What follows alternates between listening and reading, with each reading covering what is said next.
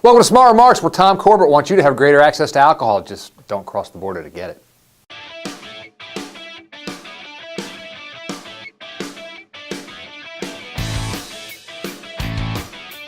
So if you live near the Pennsylvania border with Maryland and Delaware, you might on occasion be tempted to cross the border to pick up booze at a lower cost. It's illegal, but it's a silly old law.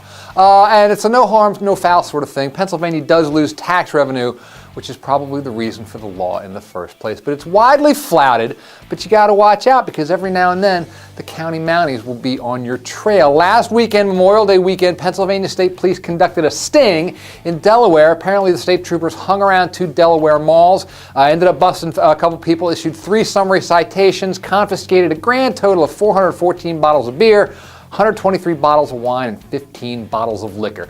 Justice!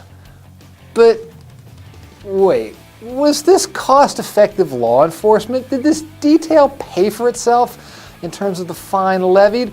Or were state police there to prove some sort of point? And just what might that point have been? As is well known, Pennsylvania Governor Tom Corbett wants to privatize our liquor sales. The issue's cooled down a bit, but just this past week, Corbett told a crowd up here in Effort, Pennsylvania, that privatization remains a priority. Quote, "Government has no business being in the business of liquor sales. Its focus should be on enforcement," he said. And I thought, enforcement? You mean like busting people who bring booze across state lines? Understand, I'm not saying Corbett or his push for privatization had anything to do with the state police's actions. I'm not saying they were politically motivated, but if you think about it, it does make a pretty succinct argument for privatization. Hey, you wouldn't have to cross the border to go get booze if we privatized here in Pennsylvania. You'd save money, you'd save gas money. You wouldn't have to constantly look over your shoulder. But if we don't privatize, well, you might be in trouble if you're breaking that archaic law, because border bleed is real, and the Republicans who hate taxes will bust you if you don't pay those taxes. So if we don't privatize, you better keep an eye on your rear view mirror. But accepting that this wasn't politically motivated, let's get back to the issue of, was this cost effective? As Delaware County Times columnist Chris Friend asked, how much taxpayer money was wasted on logistics, fuel costs, and trooper salaries compared to the minuscule tax Pennsylvania lost? The numbers aren't even in the same ballpark, so what were they doing?